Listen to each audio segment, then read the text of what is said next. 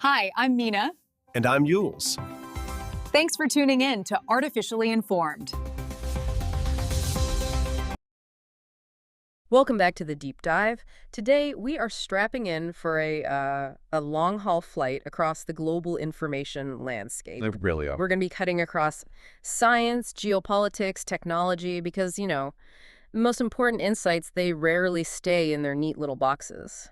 That's absolutely right. The mission today is to cut through just an incredible amount of noise and really synthesize some complex, disparate information. We've got a massive stack of analysis here. A huge stack. Yeah, it spans everything from, revolutionary new quantum physics discoveries that are fundamentally challenging reality, all the way to high-stakes geopolitical maneuvering, and of course, the deep, persistent social fractures affecting policy and markets worldwide. And the goal, as always, is to equip you, the listener, with a truly actionable and a thoroughly informed understanding of what really defines this moment globally. So think of this as your essential in-depth shortcut. We're going to focus on three massive themes that connect the dots.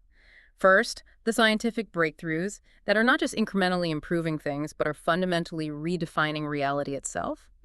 Second, the intensifying new space race and the massive technological leaps forward, especially in AI. And finally, we'll take a deep look at a world that's really grappling with sovereignty debates, internal political upheaval, and where those conflicts are translating into real-world consequences for everyday people. It's a packed agenda.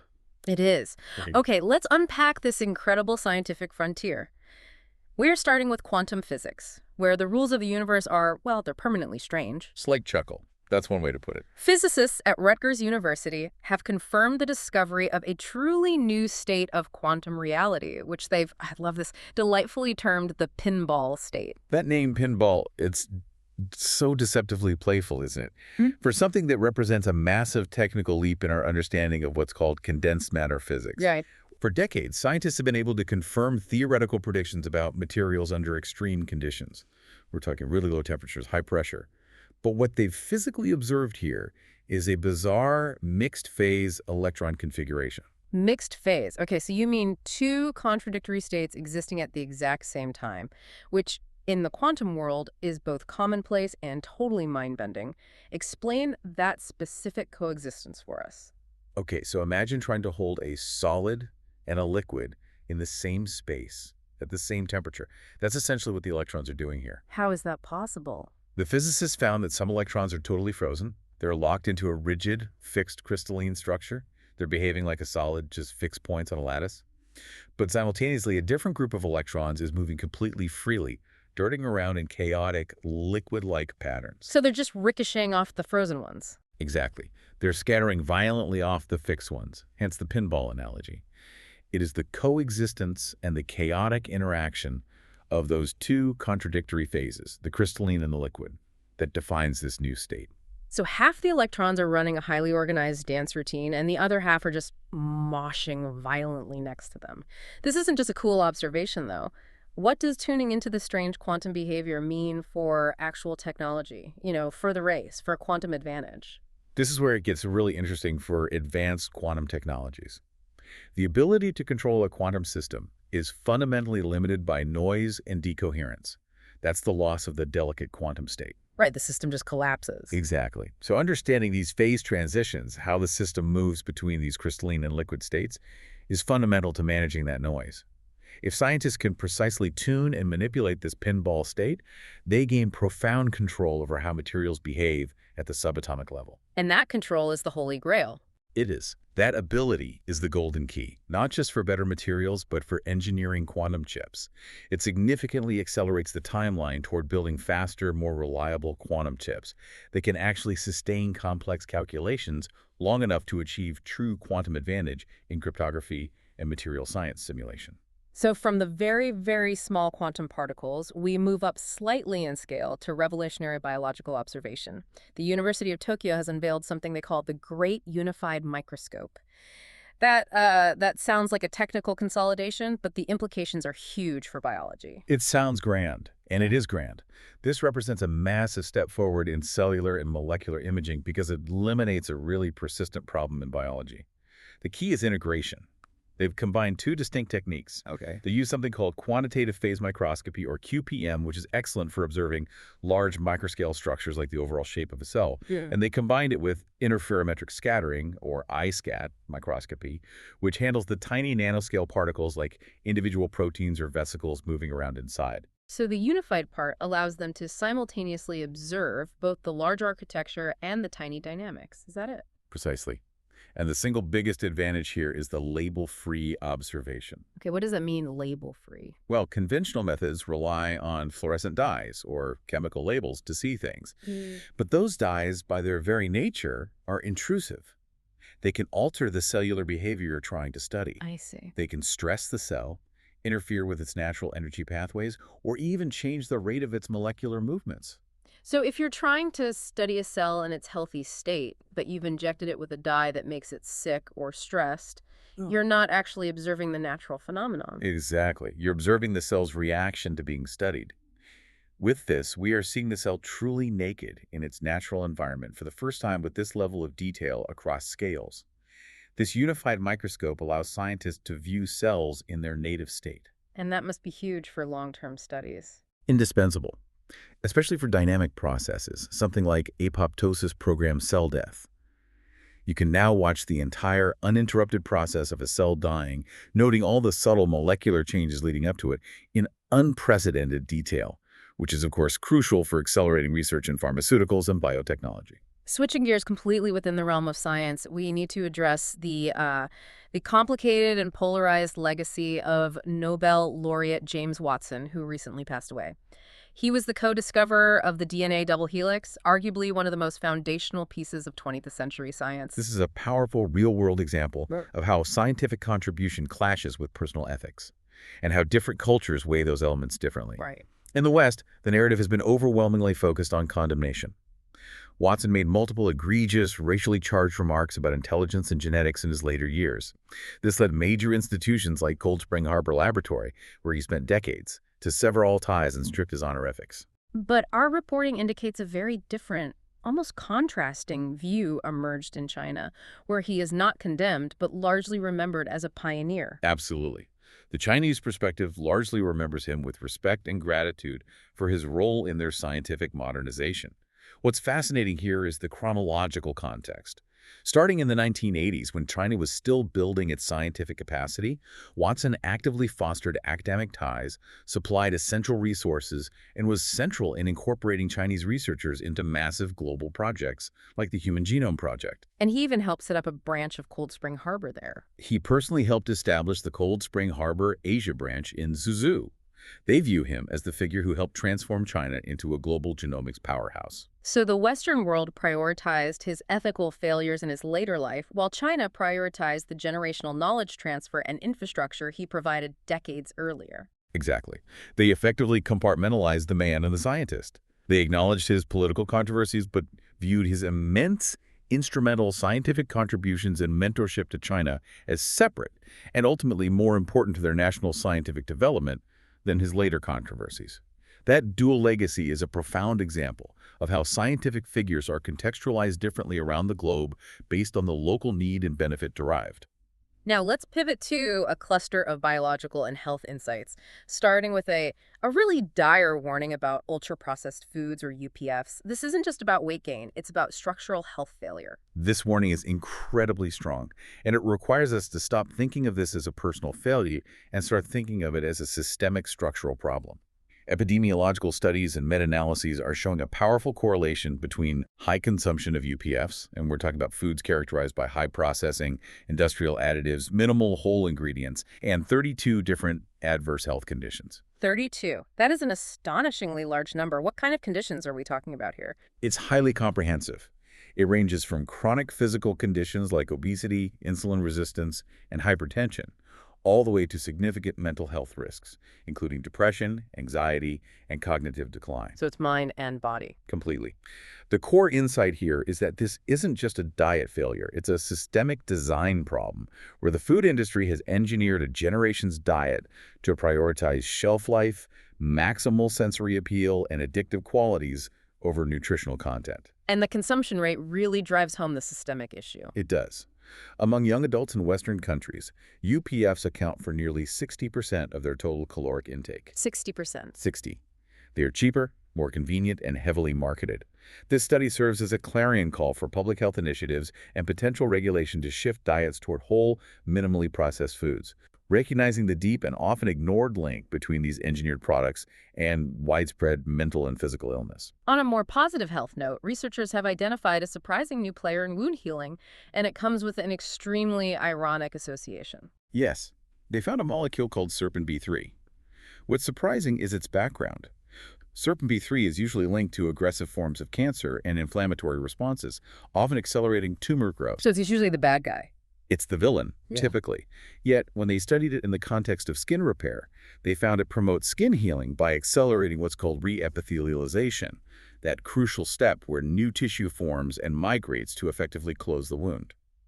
So a cancer-linked molecule might be harnessed to help stubborn chronic wounds heal faster. That is an incredible juxtaposition. Precisely. It opens up powerful new therapeutic strategies, especially for chronic wounds like those associated with diabetes or pressure ulcers, which often struggle to close efficiently due to poor cellular organization.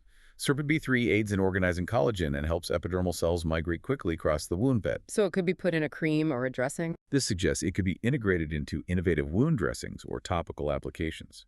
It's a perfect example of biology being repurposed.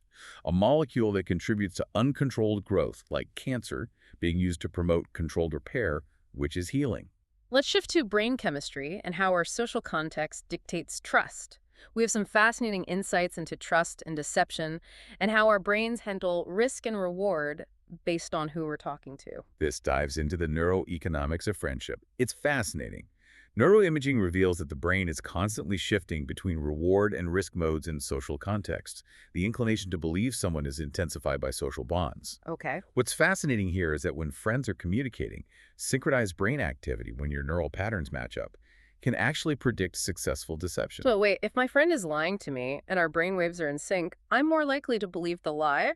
Why would that be? This suggests a powerful cognitive bias towards reward cues. The comfort, the connection, the emotional reward of maintaining the friendship and believing the person. It overrides the hard analytical assessment of risk or deception. So my brain wants the friendship more than it wants the truth. We want to believe our friends, we prioritize social harmony, and our brains react accordingly, making us more susceptible to deceit than we would be from a stranger. It's a fundamental insight into how human social structures can sometimes undermine logic. That makes a lot of sense. You choose the positive social reward over the cognitive dissonance of questioning a friend. Finally, a note on marine ecology concerning the short-finned pilot whale. Yeah, this is important. Research into these apex predators has clarified their specific dietary habits. While they are adaptable, they'll pursue octopuses and smaller fish. Their primary foundational food source is squid. Seems straightforward. It seems straightforward, but it highlights their critical role in the marine food chain and carries significant implications for sustainable management. Squid populations are increasingly threatened by both climate change, which impacts their breeding grounds and plankton food sources, and intensive, often unregulated, fishing pressures. So if we collapse the squid ecosystem, we risk collapsing the entire apex predator system that relies on them. Exactly. This research directly informs conservation strategies needed to protect these whales, underscoring the importance of treating the squid population not just as a commercial commodity, but as a critical foundational element of the marine ecosystem. Right. Okay, so moving from the complex ecology of the deep ocean to the vastness of deep space, we have some phenomenal astronomical news. We do. Starting with the Pleiades cluster, commonly known as the Seven Sisters, it turns out the family reunion just got a lot bigger. Indeed. Using sophisticated telescopes from the National Aeronautics and Space Administration, NASA, and the European Space Agency, ESA, astronomers discovered that the Pleiades cluster is actually 20 times larger than previously known. 20 times. 20. And it contains thousands of hidden sibling stars. This is not a minor adjustment. It's a radical remapping of a fundamental star cluster. That's a huge revision for a cluster that's only 444 light years away and has been studied literally since ancient Greek mariners used it for navigation. What does finding all these hidden siblings tell us about star formation? It fundamentally changes our understanding of star formation and early evolutionary pathways. The cluster is composed of young, luminous B-type stars. Computational theories previously hinted at a more compact, dense origin, similar to the Orion Nebula, but this new, massive scale suggests a far more dynamic and chaotic stellar nursery. So it challenges the old models. It completely challenges older models that assumed a more tightly bound gravitational structure. And since these clusters are relatively young, they are like historical records of galactic evolution, right? Precisely. Studying these nearby well-studied clusters helps astronomers trace not just the Pleiades' origins, but also the overall dynamics and architectural evolution of the Milky Way galaxy. The search for our own solar system's origins often relies on understanding how these nearby stars were born and dispersed. So this new data is invaluable for astrophysical research, essentially rewriting the first few chapters of stellar history in our neighborhood. Speaking of stellar dynamics, astronomers recently got a rapid, detailed look at a spectacular stellar death, the supernova SN 2024 Regi. And what they saw suggests stellar demise is rarely uniform or quiet. This observation was critical because they managed to get rapid polarization measurements, essentially charting the light's orientation and intensity in the immediate aftermath, which revealed the unique three-dimensional geometry of the explosion. And what did they find? They found a highly asymmetrical explosion. It didn't just puff out evenly in a sphere. So instead of a perfectly round explosion, it might have been shaped like an egg, or maybe it ejected material more violently on one side? Exactly. This strongly indicates that complex internal factors, specifically powerful uneven magnetic fields and asymmetrical shock waves, played a major role in how the stellar material was distributed outwards. And why does that asymmetry matter so much? Because the geometry of that stellar death influences the stellar life cycle that follows. It can affect the formation of subsequent stars and, critically, how heavier elements like iron, gold, and uranium are seeded across the galaxy. Rapid observation is key here. The sooner they catch the event, the clearer the picture of its geometry. We shift now from cosmic events to Earth's vulnerability to space threats, particularly space weather. We have the rather amazing soundbite from the headlines. The $100 million peanut problem. Slight chuckle. It does sound like an exaggerated title, but the stakes are very real for U.S. agriculture. Geomagnetic storms, powerful bursts of energy and radiation from the sun, cause significant disruptions to global positioning system, GPS signals, as they distort the ionosphere. Modern U.S. peanut farming, particularly in the southeast, relies heavily on ultra-precise GPS for planting, irrigation, and harvesting equipment. We're talking centimeters of accuracy. So if a solar storm scrambles the GPS signal, what happens on the farm? The precision collapses. If the GPS goes down due to a solar storm, the resulting errors in planting rows, fertilizer application, and harvesting could lead to massive crop damages and economic losses for a crop worth millions of dollars. The $100 million figure is an estimated loss potential in a single severe event. Wow. It highlights how utterly dependent and fragile even traditional sectors like agriculture are on orbital infrastructure that we generally take for granted. That dependency is a major theme across the board. Analysts are warning that our reliance on space assets for communication, security, financial transactions, even farming, means that any attack or disruption in space will fundamentally impact modern society almost instantaneously. It raises a vital question about security.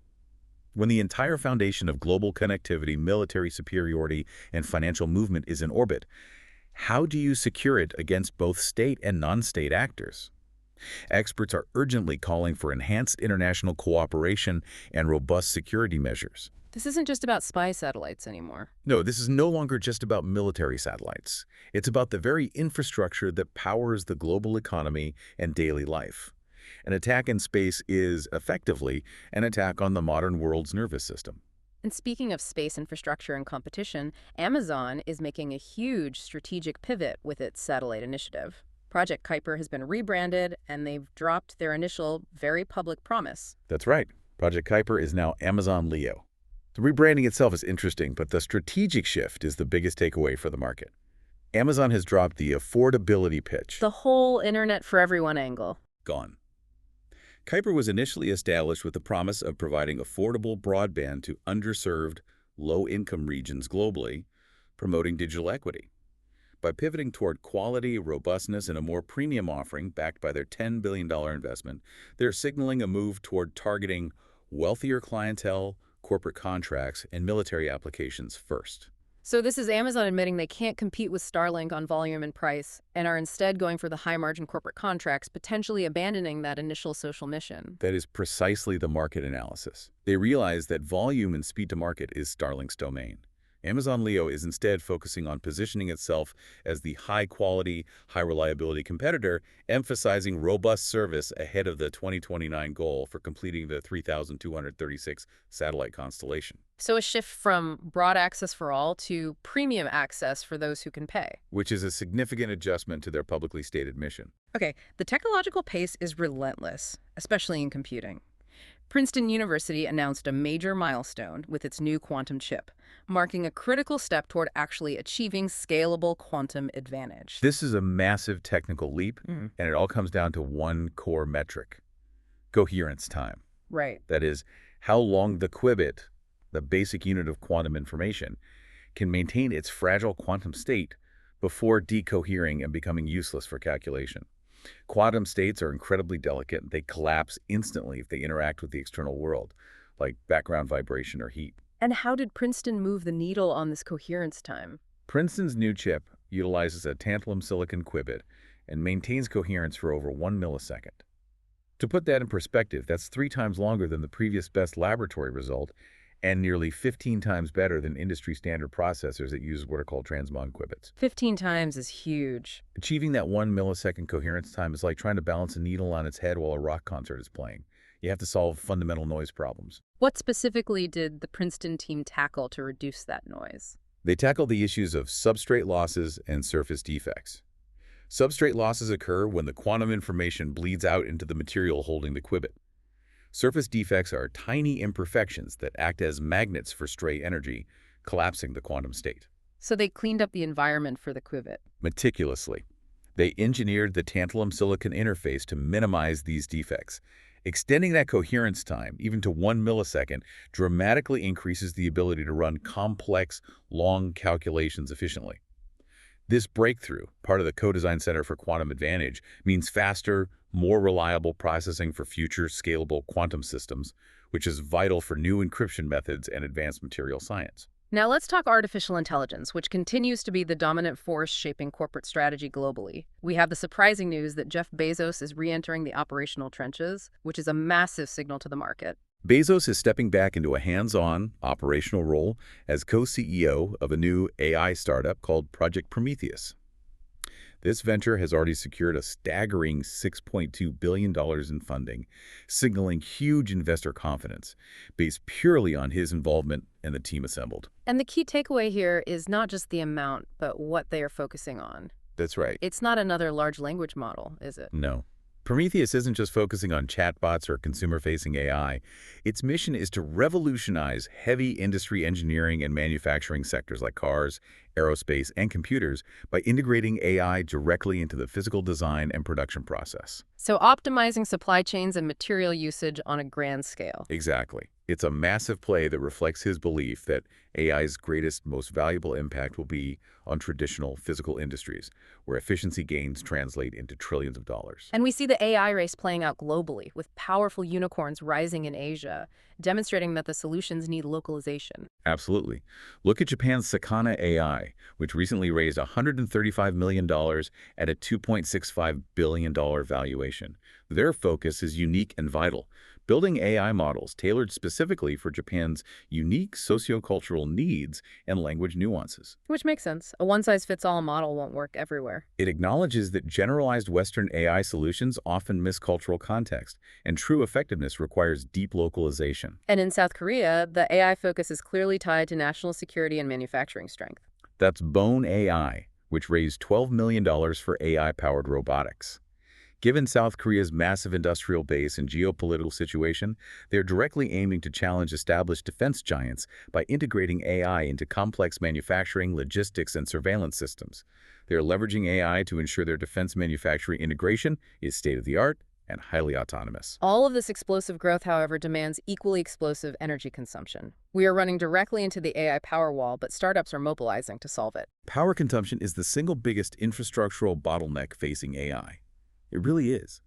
AI systems require immense computing power, which means massive electricity demands, particularly in data centers. So that's why Power Lattice's recent $25 million funding round, with former Intel CEO Pat Gelsinger joining the board, is so significant. It is.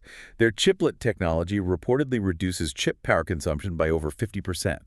This directly mitigates the AI Powerwall challenge and pushes the industry toward sustainable, high-efficiency computing solutions. So that's the hardware solution, but we also see software optimization tackling the deployment bottleneck. Yes, on the software side, you have Luminal securing $5.3 million.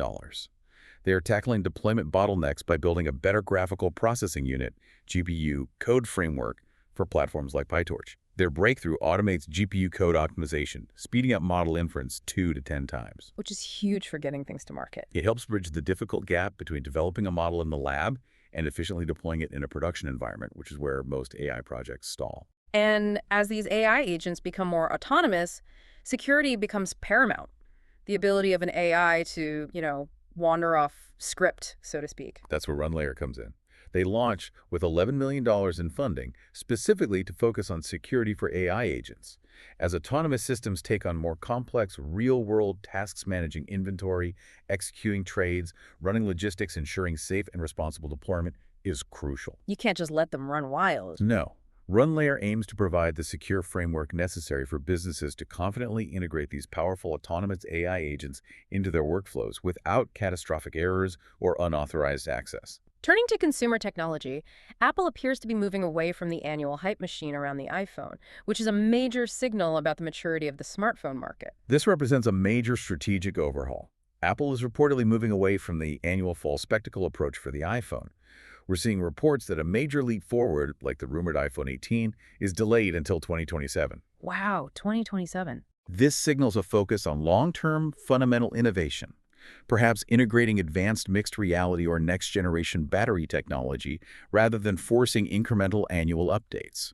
They are adapting to a mature market where competition from Samsung, Google, and aggressive Chinese manufacturers is fierce, requiring deeper, disruptive innovation to maintain consumer loyalty and premium market position. So they're betting on quality leaps over annual refresh cycles. That seems to be the play. On a completely different note, one of the most persistent complaints from commuters' poor train Wi-Fi might finally be solved using unexpected technology. Formula One racing tech. Slight chuckle.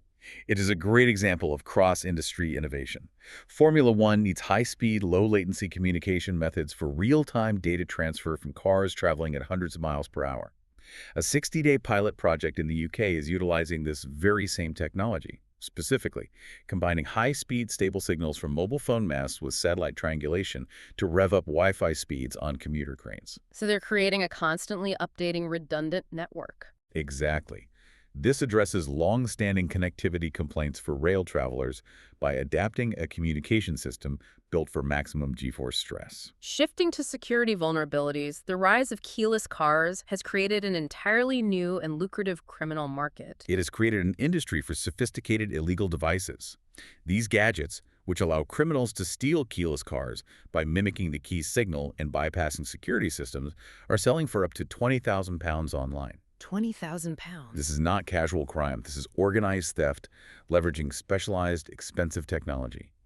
The UK government is now considering a ban on the sale and possession of these devices due to the alarming proliferation of keyless car theft, highlighting the inherent security challenges posed by modern convenience technology. We also have two concerning cybersecurity incidents that show the range of targets, from state surveillance providers to consumer delivery services. Yes. First, Prote, a provider of deep packet inspection, DPI, and SORM surveillance technology used by numerous state apparatuses globally for monitoring and filtering internet traffic, was successfully hacked.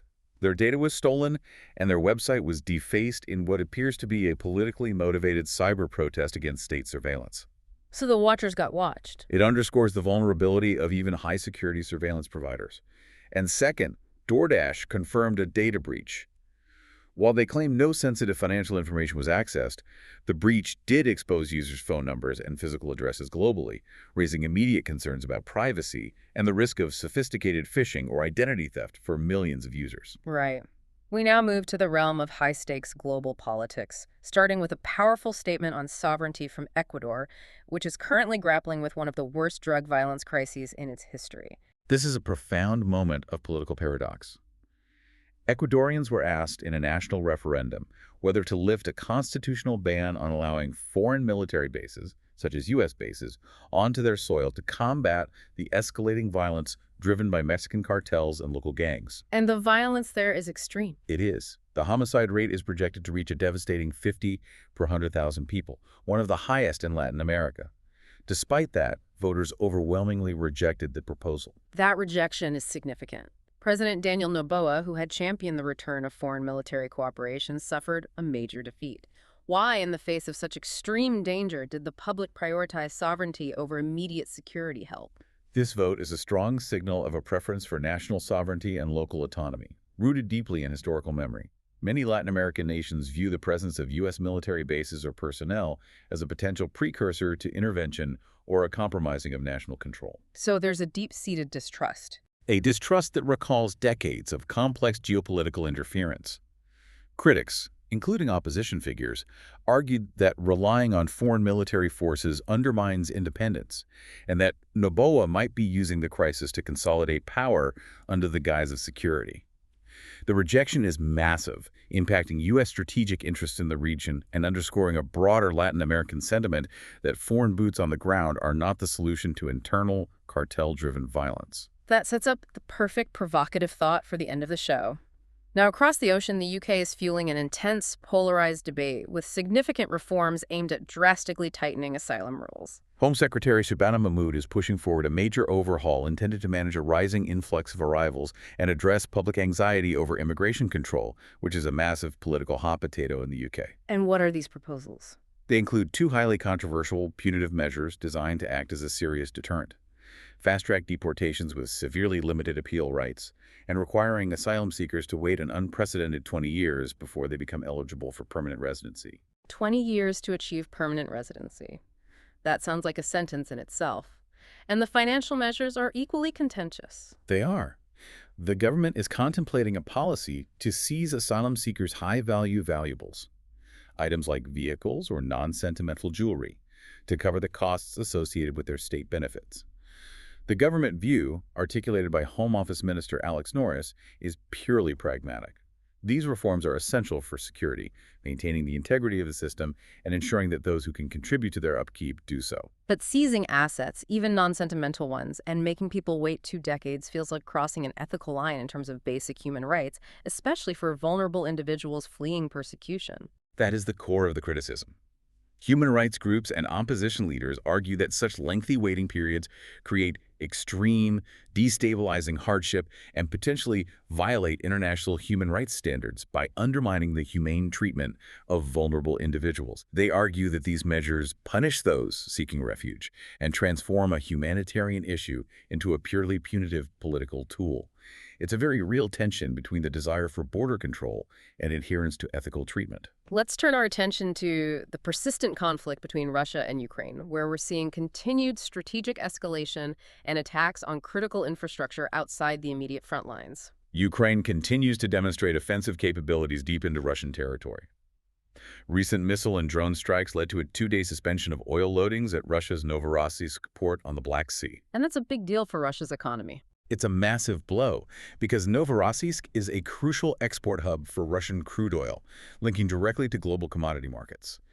Conversely, Ukraine secured a crucial strategic energy agreement, finalizing the import of U.S. liquefied natural gas, LNG, via Greece to cover their energy needs through the critical winter months of December through March. The importance of Odessa, a key logistical hub, was underscored when a Turkish-flagged tanker was struck by a drone there just days after the U.S. LNG deal was secured. That's right. Odessa is a vital choke point.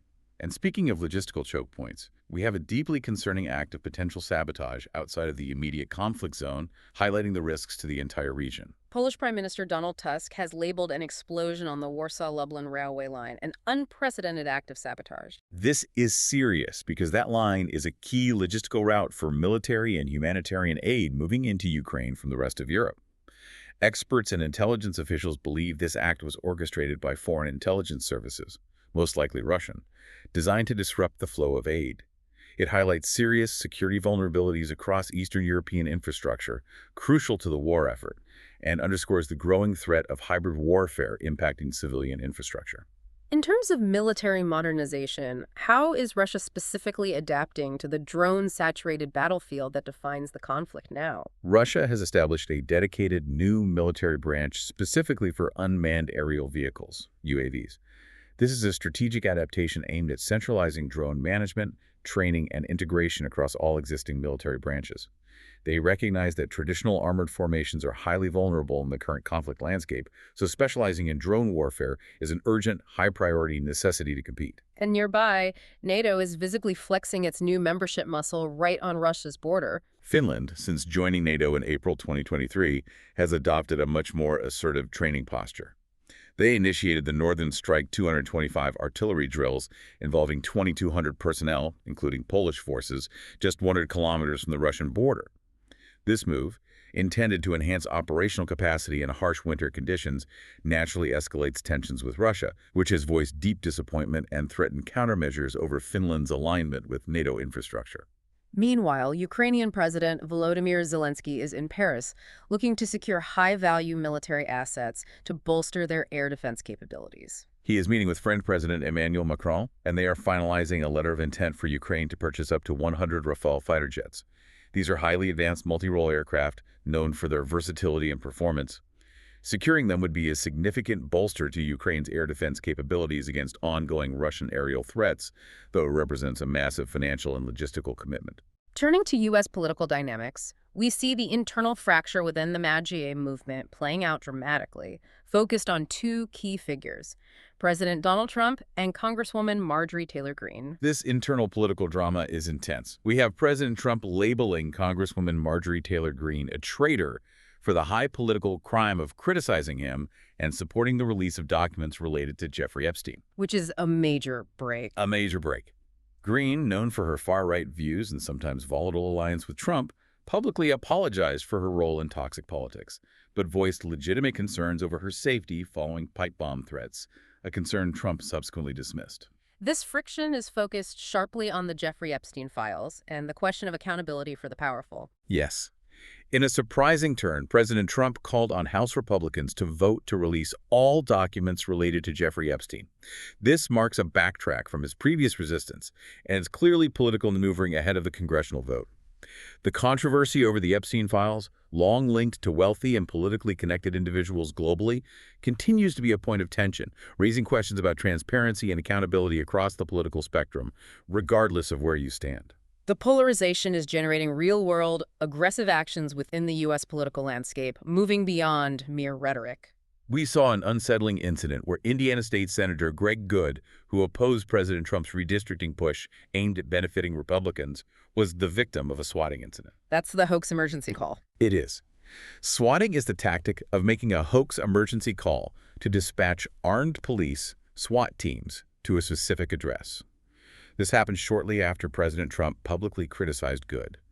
This highlights the heightened tension and the dangerous rise of harassment tactics directed at lawmakers navigating electoral pressures, placing them and their families in a real physical danger. In terms of federal enforcement actions, operations aimed at illegal immigration are provoking massive backlash in North Carolina. The Department of Homeland Security, collaborating with Border Patrol and Immigration and Customs Enforcement, ICE, conducted Operation Charlotte's Web in Charlotte, North Carolina, arresting nearly 100 individuals deemed criminal illegal aliens.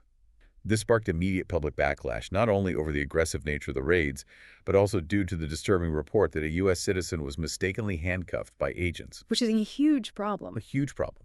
Local advocacy groups are mobilizing, viewing this as a punitive approach that creates immense fear and undermines community safety and trust. Finally, let's look at key Middle East flashpoints, starting with the dangerous instability along the Israel-Lebanon blue line. This region remains highly volatile, highlighting the fragility of peacekeeping efforts. An Israeli Merkava tank targeted a United Nations interim force in Lebanon, UNIFIL Foot Patrol, striking dangerously close to the peacekeepers, who luckily were uninjured. The Israeli Defense Forces, IDF, blamed misidentification due to poor weather. But this isn't the first time. This is alarmingly the third such incident in 3 months, highlighting the ongoing risk to peacekeepers who are preparing for a planned drawdown in late 2027 and underscoring the deep and persistent tensions between Israel and Hezbollah. Meanwhile, Germany is making a controversial decision regarding arms exports to Israel. Germany has lifted its partial suspension of weapons exports to Israel, citing the Gaza ceasefire as justification for the stabilization of the region. This decision comes despite public opinion in Germany showing growing concern over Israel's military actions, with a significant percentage of the population expressing discomfort with the continued supply of weaponry.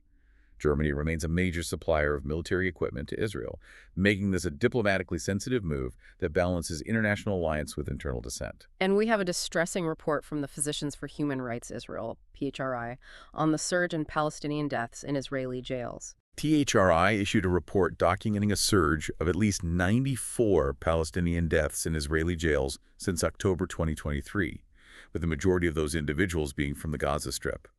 The report cites alleged widespread physical abuse, severe neglect, and medical conditions worsened by malnutrition as causes.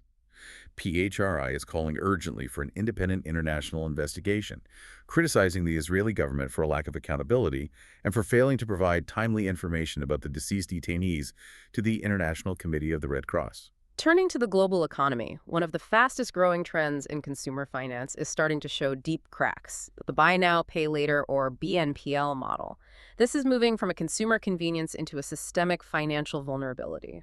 BNPL has surged worldwide, especially among younger demographics, offering immediate purchasing power split into installments, sidestepping traditional credit checks. But the warning signs are flashing bright red.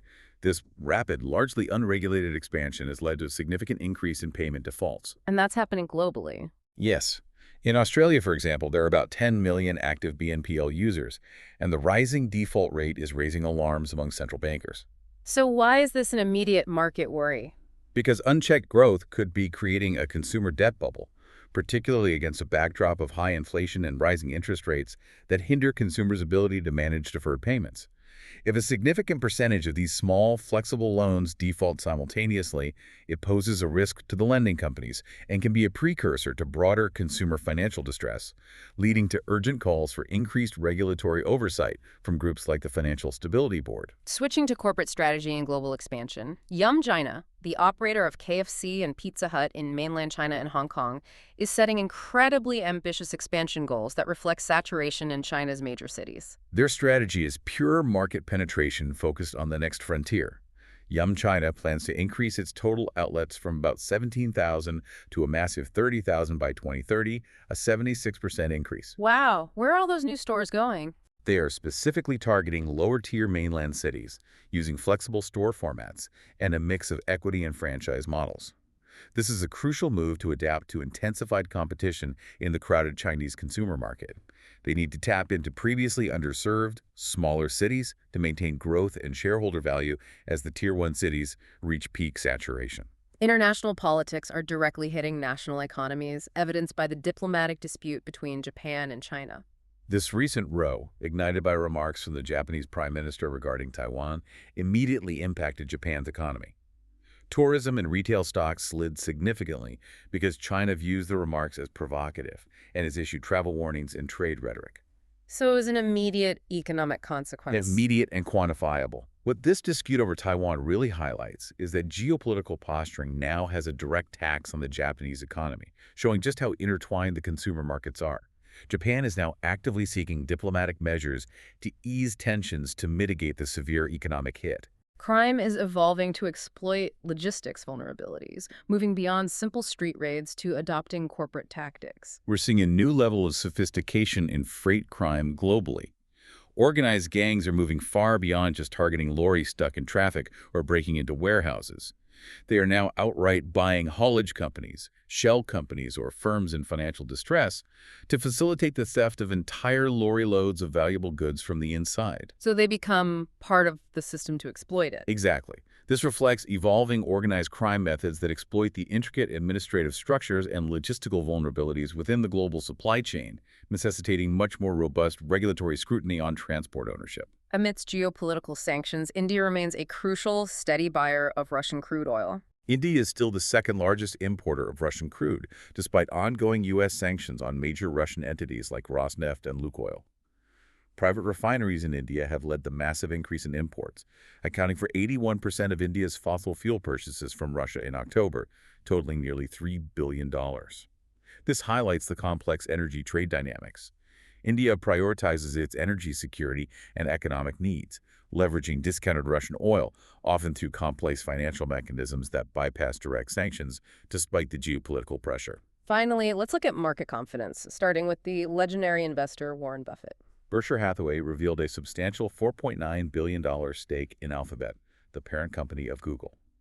This is a highly significant investment because Buffett has historically avoided volatile, high-growth tech stocks, preferring stability. So what does this signal?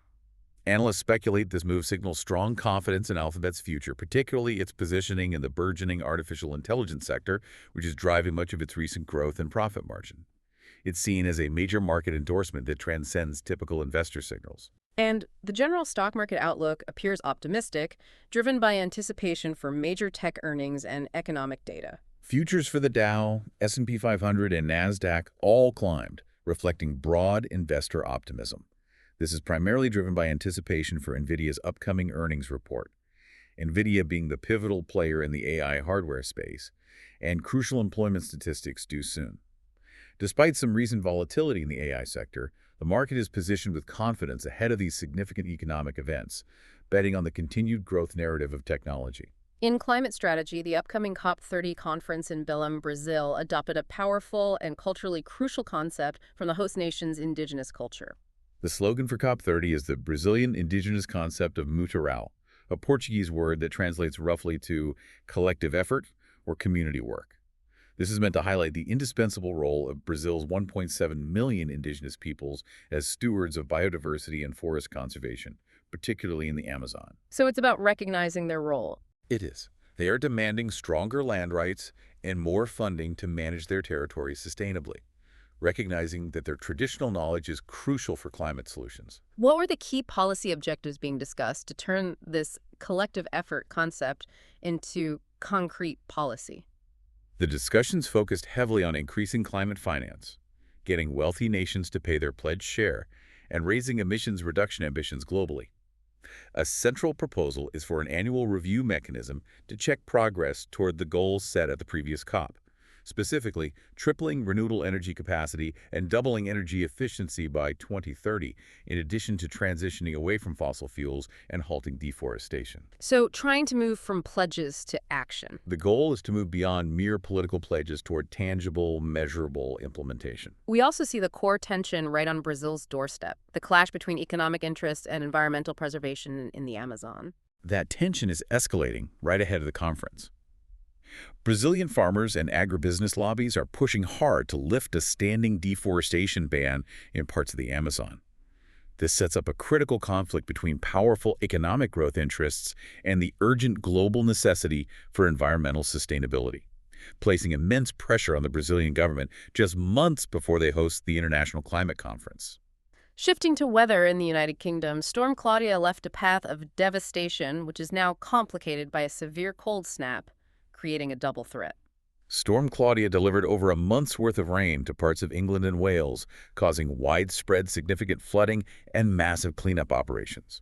Now, those efforts are immediately complicated by a subsequent Arctic blast bringing snow and ice warnings, with forecasts for sub-zero temperatures. So the floodwaters could freeze? This double threat of lingering floodwater freezing and creating dangerous icy conditions, along with potential fresh snow, highlights the increasing frequency and complexity of extreme weather patterns attributed to climate change, demanding far more robust and flexible disaster preparedness strategies. We have tragic news from the Democratic Republic of Congo, DRC, regarding safety standards in extractive industries, highlighting the human cost built into global supply chains. A catastrophic bridge collapse occurred at a semi-industrial copper mine, the Kalando site in Lualaba province, resulting in the death of at least 32 people. The disaster was attributed to overcrowding illegal diggers rushing onto the vulnerable bridge despite prohibitions. And there are reports of what caused the panic. Disturbing eyewitness reports suggest the overcrowding and panic were exacerbated by gunfire from soldiers who oversee security, highlighting the pervasive issues of safety, corruption, and the militarization of mining operations in the DRC. That entire episode, the overcrowding, the gunfire, the systemic safety failure, it's a stark reminder of the human cost built into the global supply chain for materials like cobalt and copper that power our modern technology. Absolutely. We can't just move past that quickly. It speaks to a deep systemic governance failure, where desperation for wealth leads to immense unnecessary risk, and where those with power often contribute to the danger rather than mitigating it. And locally, community concerns are rising in Texas over plans for oil field waste disposal near residential areas. Residents in Northeast Texas are mobilizing against McBride, operating LLC's plan to establish a large-scale oil field waste disposal site near residential areas. Community members are raising alarms about potential health risks, such as water contamination and air quality issues, and environmental degradation in their rural setting, underscoring the ongoing tension between extractive industry activities and local environmental and health concerns in the U.S. Let's talk about managing ancient wonders in the modern era, starting with the Grand Egyptian Museum, GEM, near the Giza pyramids. It was recently inaugurated, housing Tutankhamun's treasures, but now it's facing a crisis of success. The success has been overwhelming, almost too much too soon. Since its inauguration, the GEM has been receiving about 19,000 visitors daily, leading to severe crowd congestion and a compromised visitor experience. 19,000 a day. It's incredible. To manage these monumental crowds and ensure the long-term preservation of the artifacts, the museum is implementing mandatory online time slot ticketing starting in December. It's a necessary move to manage the logistics of a cultural landmark that is instantly one of the most visited in the world. On the mapping front, researchers have created an astounding digital map of the Roman Empire's vast road network, a crucial piece of infrastructure that sustained the empire. This is the Itinerary Atlas, a groundbreaking digital map charting 299,000 kilometers of Roman roads across Europe, North Africa, and the Middle East. It combines known archaeological evidence with historical texts and satellite imagery. This is vital for understanding Roman logistical and military capabilities. But there's a massive caveat to that 299,000-kilometer figure, isn't there? There is. The accompanying note from experts is critical. Despite this immense mapping detail, only 2.7% of those roads can be accurately traced archaeologically with hard evidence.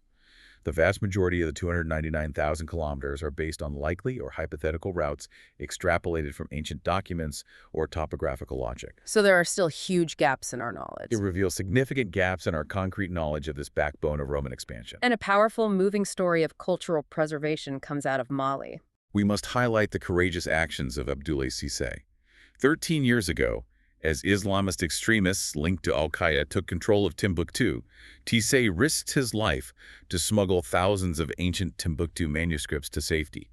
Working under the cover of night, he transferred crates of these fragile artifacts, emblematic of his people's history and priceless Islamic scholarship, onto donkey carts and relocated them. Just an unbelievable act of bravery. A crucial, high-stakes act of cultural preservation against the ongoing threat of extremist ideologies that seek to erase history. In Europe, a highly controversial auction of Nazi artifacts has been swiftly canceled following international outcry. A German auction house, Felsman, canceled the planned sale of over 600 items related to Nazi concentration camps, including letters from Holocaust victims and Gestapo files. The title alone, System of Terror Vol. 2, drew massive international condemnation. I can imagine. Holocaust survivor groups and Polish officials called the planned auction cynical and shameless commodification of human suffering. The cancellation is seen as a victory for those advocating for the dignity and memory of the victims, ensuring these items are preserved in educational museums rather than exploited commercially. We also see a continued global movement reassessing historical figures and colonial legacies, this time targeting a member of the British royal family. Reports indicate that Andrew Mountbatten Windsor's name is being stripped from plaques in public places in the Falkland Islands. This stems from growing public pressure among the local population to reevaluate honorifics and addresses tied to historical and colonial figures. It reflects a broader global trend of re-examining historical narratives and symbols in public spaces, recognizing the need to align public honors with contemporary values. Finally, an unusual culture clash emerged in a school setting, pitting religious sensitivity against artistic expression regarding music. A school banned the singing of songs by the K-pop group Demon Hunters. The head teacher was concerned that the group's specific references to demons were deeply uncomfortable for Christian parents who felt the themes were inappropriate for a school setting. This sparked a debate on the responsibility of educational institutions to navigate the diverse cultural and religious beliefs of their constituents while balancing the desire for artistic freedom and expression, especially when dealing with globally popular but potentially sensitive artistic material. Focusing on health, The market for GLP-1 drugs, like Ozempic and tirzepatide, continues to explode, promising huge weight loss potential, but experts are urging significant caution. The caution is entirely warranted, despite the impressive weight loss results. New large-scale research highlights serious concerns about long-term side effects, including severe gastrointestinal issues, potential kidney problems, and pancreatitis. So we don't know the full picture yet. Experts are stressing the need for more independent studies to fully evaluate the long-term safety profiles of these powerful medications before they are universally accepted as a permanent solution. This isn't just about managing obesity, it's about altering fundamental body chemistry. We also see a price war erupting to address the critical issue of accessibility, which is a major barrier for these expensive treatments. Novo Nordisk, the manufacturer, just got the price of Wegovy and Ozempic to $349 per month for cash-paying patients. This is a strategic move to undercut competitors like Eli Lilly and address the significant financial barriers that have plagued access for patients whose insurance does not cover the drugs. So that's a big drop. It's a 30% reduction, but affordability remains a major hurdle for many. Still, it signals the beginning of intense market competition to gain dominance in this multi-billion-dollar sector. We have several significant updates in mental health and public discourse, including a crucial moment sparked by a BBC journalist regarding women's health in the workplace. BBC journalist Zoe Kleinman spoke openly on air about her struggles with brain fog related to perimenopause. This candid acknowledgement resonated incredibly widely, sparking a major public debate and a call for increased awareness and workplace support for women dealing with these cognitive challenges. It's part of a growing movement to destigmatize menopause and its often ignored effects on professional performance and quality of life. And we have both sobering and hopeful updates regarding dementia. Actress Pauline Quirk's family shared an uplifting update, emphasizing that despite her dementia diagnosis, she remains funny and recognizes them. Her family's message highlights that joy and personal connection can still thrive alongside the illness, challenging common stereotypes and providing a hopeful narrative about maintaining dignity and humor through a degenerative condition. Finally, Princess Beatrice used a podcast platform to highlight the extreme isolation faced by parents of premature infants, a topic that often remains unspoken. Ahead of World Prematurity Day, Princess Beatrice spoke openly to highlight the incredibly lonely emotional and psychological challenges faced by parents of premature babies. She urged greater awareness and support, emphasizing the uncertainty, financial strain, and intense anxiety that surrounds this experience. Her advocacy is part of a broader call for improved resources, healthcare support, and community systems for families during what can be a traumatic and isolating period. Okay, that was a lot to cover. Today's deep dive reveals a world moving at contradictory speeds. On one hand, we are witnessing the simultaneous rise of revolutionary high-tech systems, from quantum computing breakthroughs that promise faster processors to Jeff Bezos investing billions in AI to transform physical engineering. The speed of discovery is breathtaking.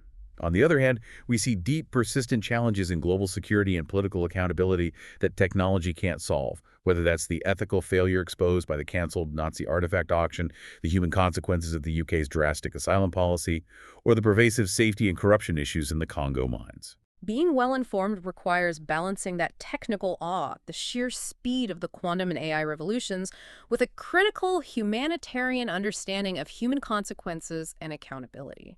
That tension between technological potential and political reality is defining this moment. You have to appreciate the great unified microscope while simultaneously understanding the systemic failure exposed by the PHRI report on prison deaths. Which brings us back to that powerful geopolitical moment we discussed earlier. The voters in Ecuador, despite soaring violence linked to international drug cartels, overwhelmingly rejected the return of foreign military bases on their soil. This outcome suggests a powerful, perhaps defining global trend. Is the desire for national sovereignty and local autonomy now decisively outweighing the desire for immediate security? And what does that signal for global military alliances, security pacts, and foreign intervention strategies moving forward? That's a question that will shape international policy for years to come.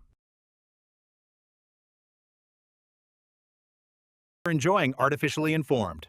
Hit subscribe and share it with a friend. From the left, the right, and straight from the algorithm. Thank you. That's it for today's Artificially Informed. Nope. Thanks for spending your time with us. Yeah. Stay sharp, stay curious. See you next time.